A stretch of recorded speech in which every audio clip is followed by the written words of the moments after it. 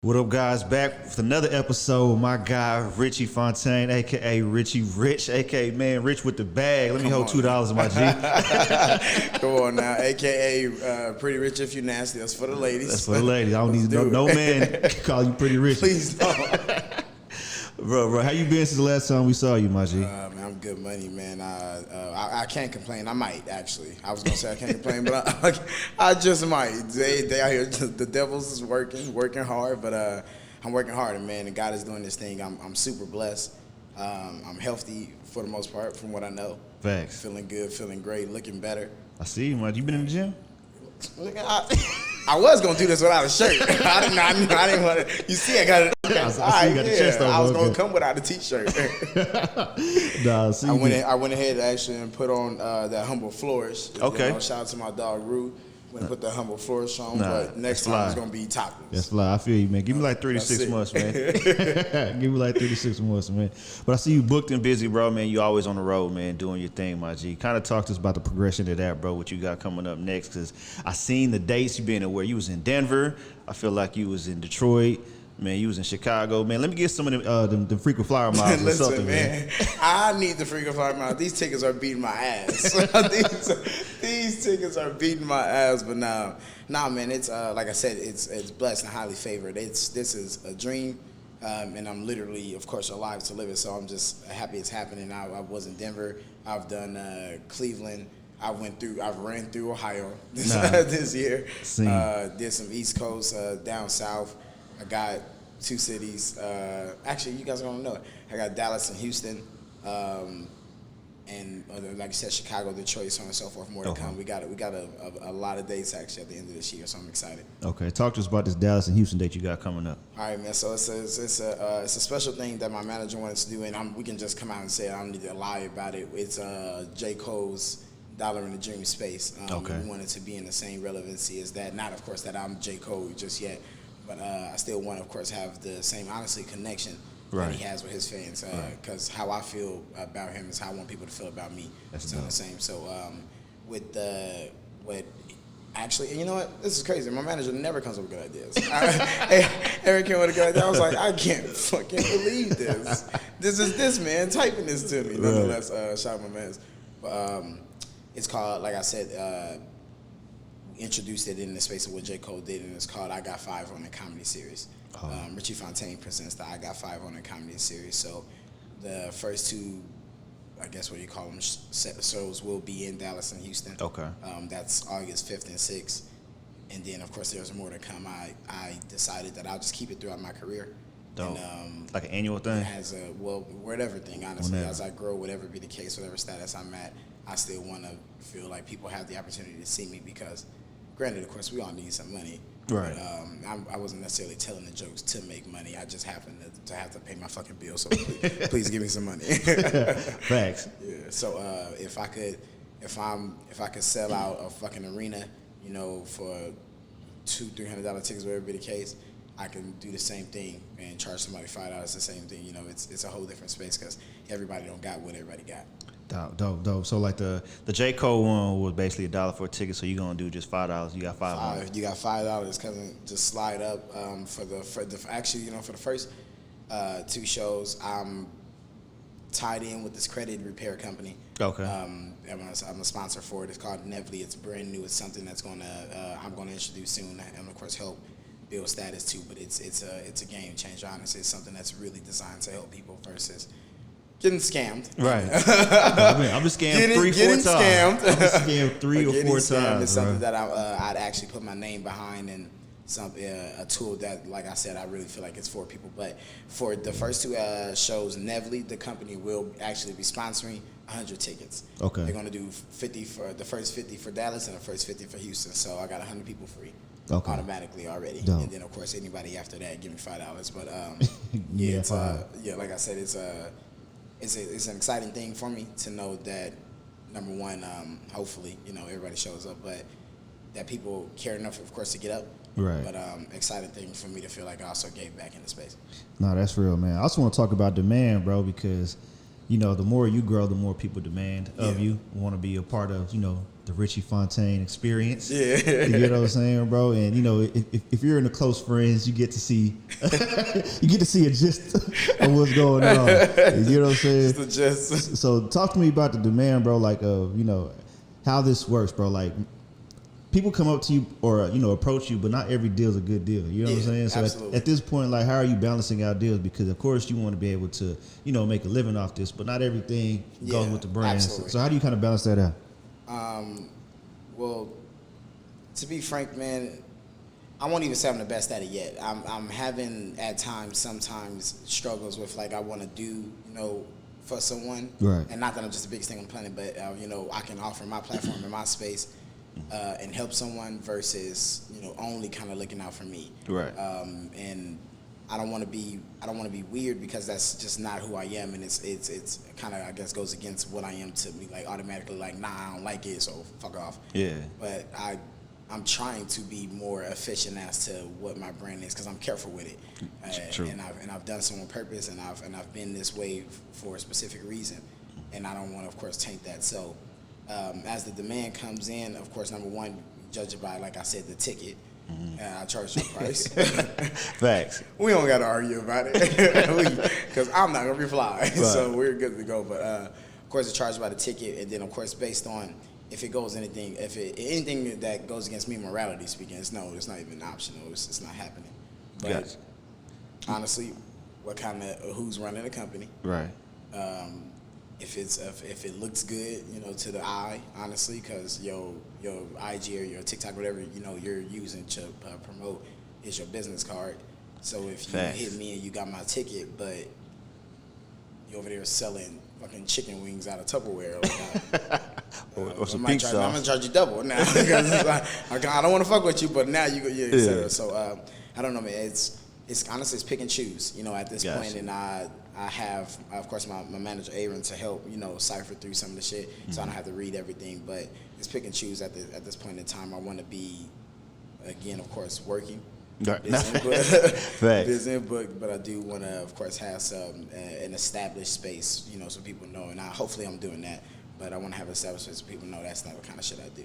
Got you, man. And it all kind of ties up to the content you continue to put out, bro. Like, everybody's loving, like, the new kind of series you're doing, bro. But I kind of want to talk about one of that you've been doing when it comes to, like, going at Joe Biden's head right now, right? Yeah. You know what I'm saying? So let me ask you this. If you had a meeting with him, what are y'all talking about?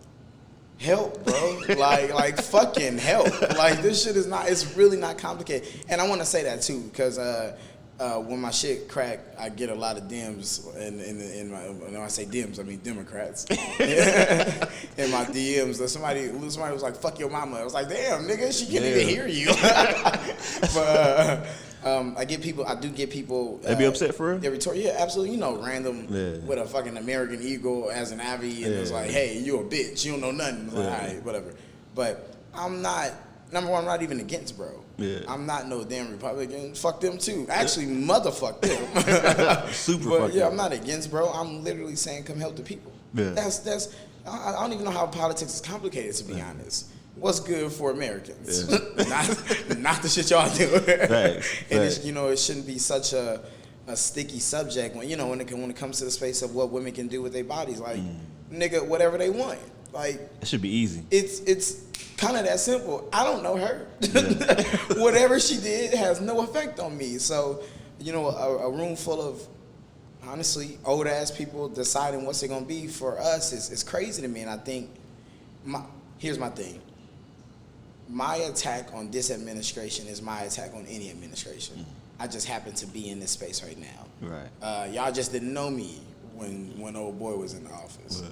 Or just, honestly, I just didn't know much when old boy was in office, or, you know, be able to see this. But the shit is just happening to everybody. And I'm, you know, tuned into it. But my attack on this administration is my attack on any administration. Because all this shit needs to come down. Nah, facts. All of it needs to come down. Facts. It's super complicated for no reason. It's really not hard to help niggas that live here. Nah, facts. So, like, gas prices need to come down.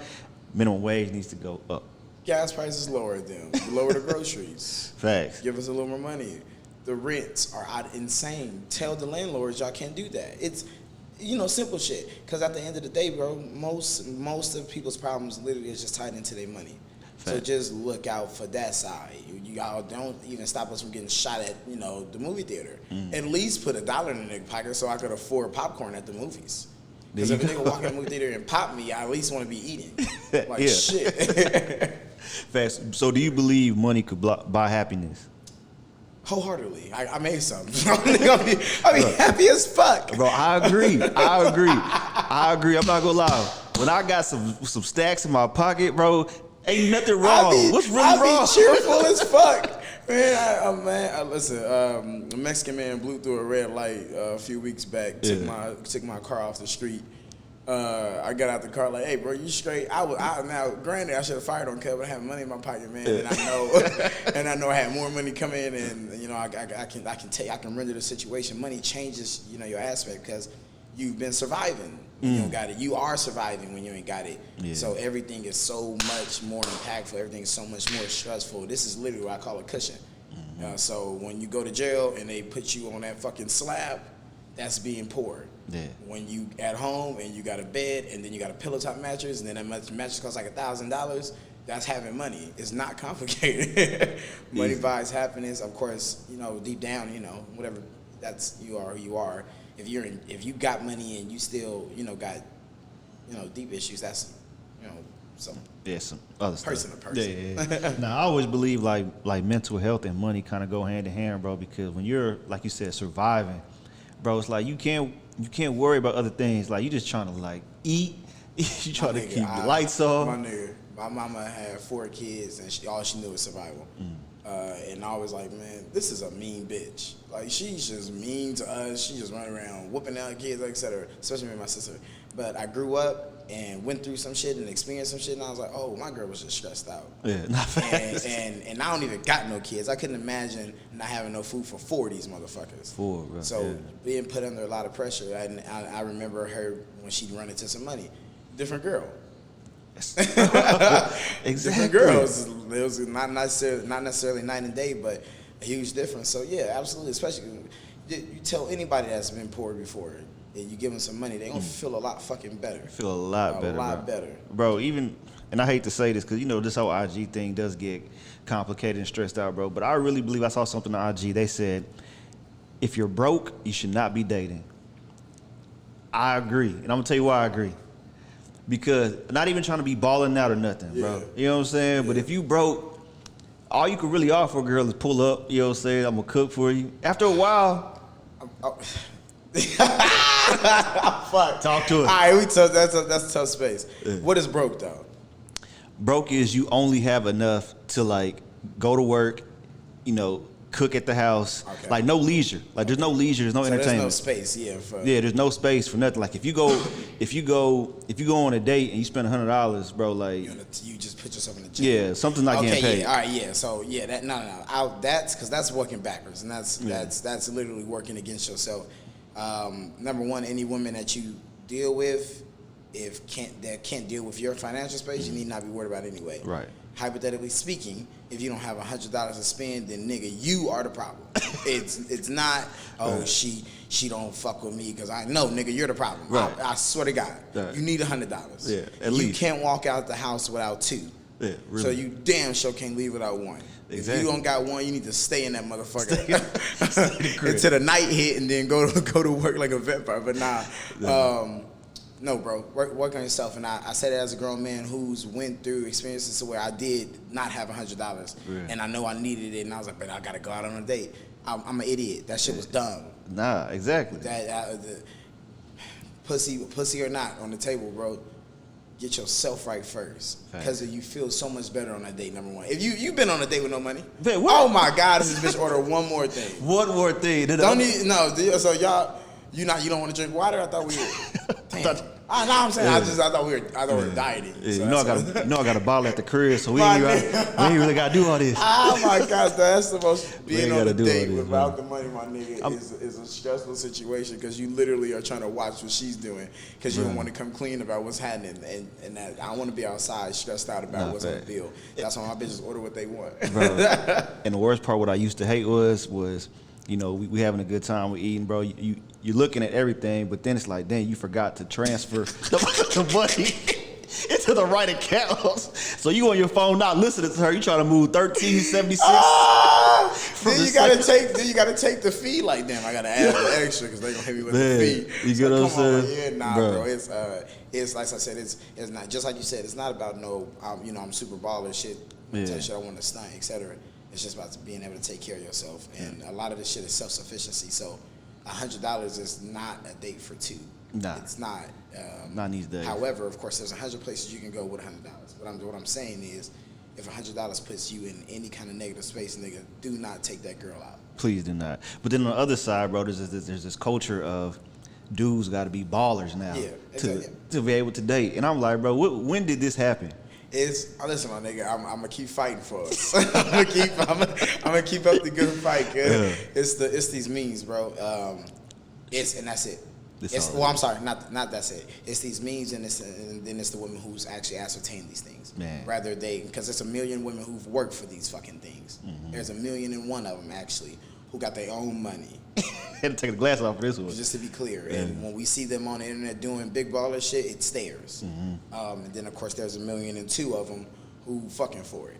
And nonetheless, either way, they're in the same places, they got the same stuff, they're doing the same things, and it just looks good to the girls. Mm-hmm. And just like what the girls are doing are saying now is what niggas want to be rappers for.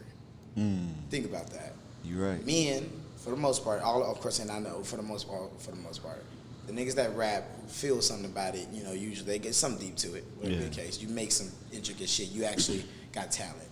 And then there's a slither of you niggas who literally just want bitches. Who just want bitches. And it's like, if I can get some money, I can get some bitches. Because y'all don't get either. Yeah. So what the girls are seeing is what we see with the rap niggas. Like, damn, I want what Cuz got so I can live his life. Mm-hmm. Well, she want what she got so she can live her life. So they go get these and they go get that, and I'll go get your bodies done. It's your money. It's your body. Do your thing. Mm-hmm. Just look nice. Yeah. That's only suggestion I have is to look nice.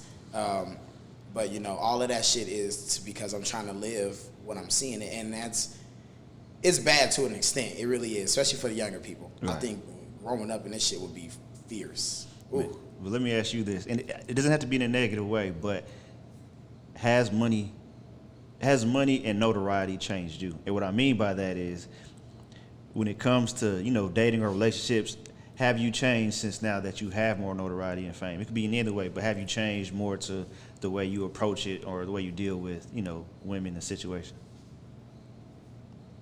I got more money. Yeah, that's a big deal. Honestly, that to be honest and genuine, that's a big deal. Mm-hmm. I just happen to have more things that I didn't have as the old me, and I guess that part about you changes just what the things that you do and the experiences that you have. So 5 years ago, I would never ever spend the kind of money I spent on women. As of late. So you have an NBA player moments? Nothing like that. What is under D League? What like gym rec, but like AAU rec, like it's a circuit basketball moment. Something nothing like an NBA nigga. No, but I do sometimes in a space. It's like feel good. And it's call it what you want. It's my motherfucking money. Fact, but I'm happy you have a good time. It's a good experience. Fact. No, it is, man. And I know that we're in this age to where it's like, financial literacy, save, invest, stack, bro. But we have to be able to enjoy this money that we get. I'm real big on that, man. You know what I'm saying?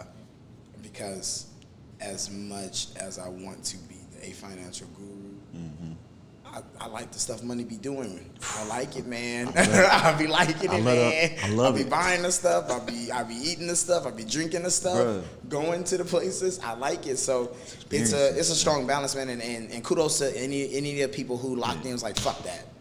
Fuck everything that y'all on. That and not necessarily because they just cut it off. Because a lot of them do both too as well. Right. But to the people who really just shut it down, was like, I'm gonna do this, and then they grind it for however much time. Kudos, my nigga. Because that kind of determination, I don't think I got it. The discipline, I don't think I got it. Facts, bro. I like stuff. Same. I ain't gonna lie, bro. Like, I've been grinding, bro. So like, life is better now. And I remember me and my homies got this thing called Gaslight basically, it wasn't on the outside looking in, it wasn't a lot of money, but it was like how it happened, bro. Yeah. So basically, at the day party, bro, I did over like 100 green tea shots in 2 hours. Nigga. At Gaslight before it burned down. You know what I'm saying? The 2 hour, 100 green tea That shots. was an NBA moment. Yeah. What are you doing? I was lit. I felt the vibes like. I see. I don't ever want to feel that vibe. I see the shorty with a friend that I'm like, oh, okay. By 5, my nigga. You didn't have that. Keep them coming. But it was okay. Let me tell the story. It was a lot of situations going on. Okay. I had my homie from Killeen, which you know what I'm saying. I ain't gonna lie, like I ain't gonna say his name, but you know, homie don't really have nothing. You know what I'm saying? He wanted to feel something. Yeah, I wanted him to feel good. I want him to experience the city. How I experienced the city. Me, I feel that. So I'm like, bro, don't worry about it. I got you. So you know what I'm saying? He talking to like a group of girls. I'm like, shit, man, send each of them 2 green tea shots. That's easy. That's 10 right there. Easy. I'm talking to like 2 or 3. We taking shots back to back. So more homies I know come in, get them some shots. You know what I'm saying? Boy going green tea crazy. Oh my God. Green GTG on me. Let's do it. Yo, crazy, bro. They brought me the bill. I was already faded. You know what I'm saying? I told my dude, I was like, bro, this it. He was like, nah, bro, there's a comma right there. Nigga, there ain't no period. I said, let me see this. I said, oh, bro. I had to commit. I had to commit. That nigga said it's a comma. I would have passed out. I had to commit, bro. I had to commit. That's the NBA moment. I think my loosest shit is it was a comedy involved, but it was like on some. I had a comedy show. Mm-hmm. It was some girls out there. They was like, yo, what's going on after? But I didn't have nothing planned after. So I think it was Saturday night. I'm gonna figure out the city. I swear to God, it's gonna hit me hopefully before this ends. Saturday night, we spin around. She like, yeah, let's hit this spot. I walk up to the door. The promoter happened to know me. And he like, yeah, Rich, I got you. Come sit down, blah, blah, blah. But, bro, when he said come sit down, I was kind of like on some, all right, cool, so we good. So we good. All right, cool. So he walked me through, set me down. They put the ice bucket there, et cetera. I happen to have to use the bathroom at this moment. So I get up, I run and take a piss. I come back. The bottles are there. It's 3 of them. So keep in mind, it was me, my manager, and it was like 6 girls. Okay. And then it was the promoter who knew me, and then this other cat that was with him in this section. So I come back, and the bottles are there because I had got stopped in the hallway because somebody knew me in the club, so I was taking some pictures. It took about like maybe 2-3 minutes, maybe. Yeah. I heard the DJ, bottles on deck, etc. Nigga didn't say nothing about Richie Fontane. So I was like, can't be mine. Yeah, can't be mine. No way. Nigga, so the promoter, old sneaky ass nigga, he jet out on me. I don't know where Kel went. Of course, I didn't know him, so I didn't have his number. Wow. Bottle girl bring me the bill. I said, Nigga, gotta play her. I was sick, nigga, because I told her, because they was like, Rich, you, because when we were talking, I was like, I ain't spending no more money. And then one of the girls was like, you ain't got it. Just say you ain't got it. And I was like, I got it. Don't be funny. No, you don't, nigga. That should be sick, but yeah, I very seldomly. I don't play basketball. I tell jokes. This is comedy money. Comedy money. This is all straight off of laughter. Day 3, bro. I ain't gonna lie. The club, bro. There be some snakes in the club, bro. Yeah, niggas are sneaky, bro. And you really don't peep game until you kind of got to go through 1 or 2 to feel it. I ain't gonna lie, bro. I was in Miami and got hit like that, but. I told him up front. I said, hey, I'm not in for a long time. I'm not doing none of this. I'm not doing that. I'm not doing this. Not doing that. He did it anyways. As soon as I see it come, I skated out of there. I saw you, nigga. I told you. I told you. I wish somebody else would try to play me like that. Nigga, I'm standing on anything, and I'm ready to scrap about it. Bruh. Because I ain't coming out my pocket. Facts, bro. It's easy 500 plus. Easy. Every time, Every single time. For one, you going to spend 455. Like, nah, I had to skate out. Nah, bro. We're switching gears real quick, bro. I don't even know if you want to talk about this. You don't have to, bro. But I feel like it's been everywhere. I haven't talked to him. I'm just somebody looking from the outside in. So I wanted your perspective and thoughts on Charleston White. Okay. What are your thoughts on my man? Do you feel like this is a ploy? Do you feel like this is how my dude really is? Do you feel like, man, he needs to relax? I've never really followed something like that, but of course he says a lot of shock value shit, so it catches the internet. And to some extent, if a nigga talk long enough, everybody's gonna agree with him eventually. Anybody can talk long enough, You're right, and somebody will agree with you. Eventually, everyone will. that don't mean I agree with the shit that you said the other day or the shit you gonna say tomorrow. I think we're dealing with a stupid nigga.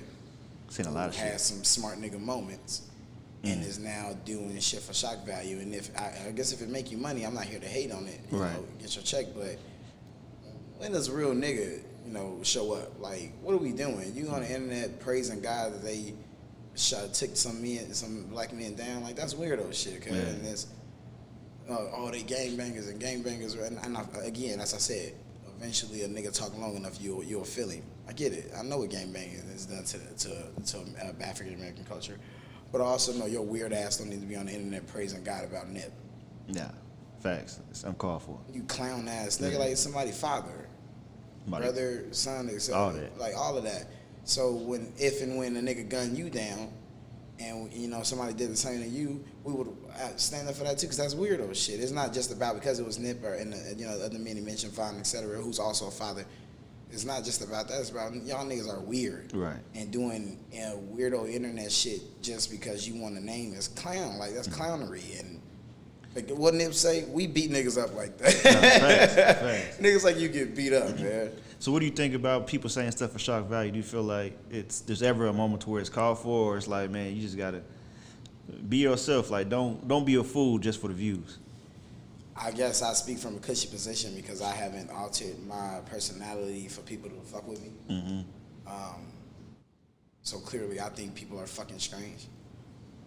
A lot of weirdos out here. There's an extent to like this shock value stuff, bro. Like, I think Charlemagne was a lot of that, you know, at first. But he was grounded in it, like he had something behind it, some legitimacy. He actually had something to say when he was like, I got something, you know, when it was hour like that. So I think if you got something to say, yeah, do your part. There's nothing wrong with speaking against something, but come on, my nigga, you're just being fucking weird. Yeah, nah, super weird. And honestly, somebody gonna hurt you for it. Yeah, nah, facts, bro. Because I mean, people are already starting to approach me at a different level, bro. It's only a matter of time. Somebody gonna hurt you for it, bro. It's only a matter of time, bro. Only a matter of time, bro. I ain't want to spend too much time on it because I don't want to focus on, you know what I'm saying, that type of negativity, bro. Because it's definitely sad that it's going out here, man. But you know, one thing we talked about last interview, and I've still seen you be consistent, bro. You always been a fan of Lyric. You know what I'm saying? I see you posted the self-love song, bro. But I want to talk about, you know what I'm saying, more from a perspective from you, bro. Like, all fun and games, you're out here living your life, bro. But this shit can get demanding. You know what I'm saying? You don't know who's. Let's be honest. Sometimes you don't know who's here for you or who's here for what you can do for them. Yeah. You know what I'm saying? Yeah. So like, what do you do for yourself? You know what I'm saying? As far as self-care or relaxation, or you know, to maintain your level of, you know, sanity. To be honest, man, when I'm not working, I try to be to myself a lot now because my work puts me in such a, you know, an open space. So whenever I'm doing something, I got to be around a lot of people, or you know, it's a bad day for me. So when I'm not, I've really grown to like my alone time at this point in time. Not saying that I just go home and don't talk to me until I got to leave again, I'll spend 2 or 3 days just alone with my dog. Type shit. Of course, I put a date in there or a date or two in there, but you know, just covenanting that alone time and, you know, feeling good about it. Not at home like, oh my God, I hate myself. Nah, I'll be teed up, drinking by myself, smoking the weed, doing it, like just having a good time. And I think really just like I said, feeling good when alone is something I've really taken, you know, a heed to. Gotcha. And I don't mean this in a literal sense because we're in a super sensitive society. But do you feel like at some point you're a slave to social media? Because oh, nigga, absolutely. No, you have to say it in a literal sense. I'm gonna say social media because honestly, I would never do this shit. If everybody just knew I was funny, I would never drop nothing. And y'all just showed up to the shows and use it as a tool. Hit me with the content, etc. I would never drop anything that wasn't how it worked. When I post, I have to post to every app. When I post, I have to deal with the algorithm for a little bit. When I post, I have to be consistent. Sometimes y'all see me go weeks without something, and it's because I'm dealing with something on me, and the entire time I'm not posting, I'm like, fuck, bro. Oh my God, what am I thinking? I need to be on the internet. I need to be on the internet. It's a give and take to it. I'm grown, thank God, and I've experienced things, and this shit don't run me like it does a lot of people. This shit make me money. Right. So to me, It's like working from home in a space. When I get up and I'm ready for work, that's when I'm ready for work. And I just happen to have the opportunity to pick my days, but it's just like working from home for me and as well. So I think when people connect themselves to this shit and they like tied to the net and their personality is what you see like, you should get off. You should unhook. Nah, fast, because, feel a little better. Man, we live where people are so demanding, bro. So it's like, man, they always may look for your content. Then when you go, you taking time for yourself, they're like, bro, where's a new video coming out? I'm telling you, people DM me like not having calls on the joints. I'll wait a week. I was like, oh, so you must not have a job. Like, damn, bitch, I ain't up there right now. Damn, can a nigga take a time for himself? But people like if I take 2 weeks off, I'm gonna get a good 50 to 60 set of people like, hey, what's happening, OG? Like, you good? So, it's I think if you offer anything at this point in time, unfortunately, you have to have some slavery mentality to this shit. Nah, facts, bro. And a lot of these platforms are starting to pay the creatives directly. Correct. Have you been approached by it, like with Instagram with the reels or with the? Yeah. Have you gotten that directly? Instagram is funny, bro. They kind of hate you. Nah. And definitely me. So I don't even know what to say to Instagram. Fuck, I'm not going to say anything because they might see this and take my live from me again. Nonetheless, on TikTok, they give you the creator fund. So your content, whatever the money it makes, and it'll show you how much it makes literally per day. They'll calculate all it up, hit you with a check at the end of the month.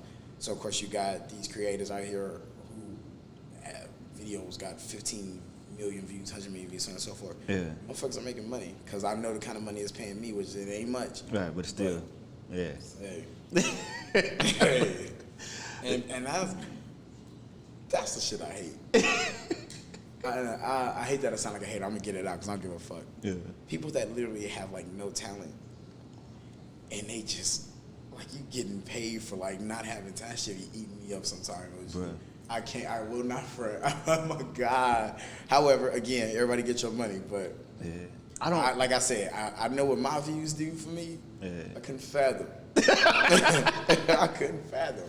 Bro, I don't understand. I don't know if it's because I'm starting to become old. I'm that old nigga now.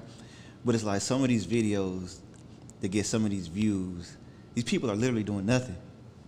They're standing in front of their phone, not even like lip syncing, just nothing, bro. It be the women who just like turn around and do like a quick ass shape jiggle and it be like 9 million views, and they be like, well, I mean, yeah, nice ass, but what the fuck did y'all watch this 9 million times for? Bruh. It took me one time to get over this. There's no way 8.9 other million people feel like that. There's no way. Yeah. There's spaces like that. There's random dog videos, 100 million views. Like, come on, OG. Give me one, nigga. Just give me one. Like I said, I ain't hating on nobody. It's just, the internet is a weird space, and especially on TikTok. TikTok they're not there to make you famous. They're there for their content. So they've literally built their entire app and their algorithm. You open the app up, it don't even show you who you following. It doesn't. Why is there a For You side? Like, nigga, no, I didn't follow this random Asian who's singing pop tech. So you got to slide over to the people you follow. Instagram, of course, show you the ads and shit, but at least they show you who you follow. Who you follow, yeah. They got a hidden agenda in TikTok. Everybody. They all do. Except fan base. I'll tell you what. That's what's fan base? Fan base is Isaac Hayes. Oh, okay. His son, Isaac Hayes III. Okay. Is one of the founders. Is a friend of mine. Him and a few other people started this social media app called Fanbase, and it's built literally for creators. Okay. It doesn't hinder you. The algorithm isn't built against you. They pay you what you're worth. They literally tell people. They'll let your actual followers know that your shit is up there. They'll let your followers actually see that your shit is up there. It's just an app that's actually built for you. We just don't know about it yet. Gotcha. But it's coming, hopefully.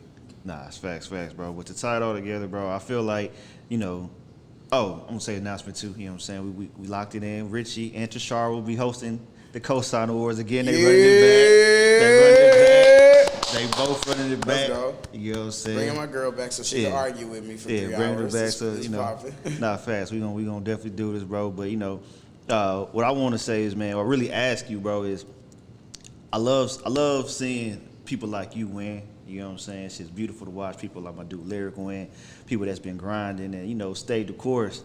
But it's like if you really had to sit back and watch from everything you've done from, you know, doing your own comedy shows, hosting, been on tour, been on these series, acting, all this, bro. What do you say have you learned from this whole process? Because it's just been a roller coaster, right? So what have you learned from everything you've been through from the, you know, the times when nobody was showing up in 16, 17 to where it's now, you know, everybody's demanding of you to, you know, growing your audience, just everything. What would be like that one thing that you learned the most from all of this? I would say loving the fact that I dedicated myself to it. This time last year was some shaky shit. This time last year was some shaky shit. So to be in this current space, man, is literally I've learned that stick to it. And that's my lesson with everything, and I'll take that shit with me. I'll tattoo that shit on my forehead if necessary. I'm happy that I learned to stick to it. This time last year was tough. It got tougher later on that year, and then 1 month last year was like, you know, still, you know, it gets turbulence in the sky, nigga, a couple potholes everywhere, but it's a good road. It's a good road to remain on, and I guess that's what it was. Once you get on that road, if you stick to it, the worst that can happen is it don't work, and then it didn't work anyway. So facts. Nah, real. So just stick with it, and make sure August 5th and 6th. 5th and 6th, Dallas, Texas, Houston, Texas. Bring the motherfucking people. Bring your mama, your daddy. I don't know about no old people. Please don't bring no children. It won't be getting in. No kids. But nonetheless, man, it's like I said. What the fuck did I say? We outside though. I'll get it. Yeah. Come out. We outside. Come out, man. Richie Fontane, I appreciate COSIGN Magazine once again, man. It's always love. Yes, sir. We outside.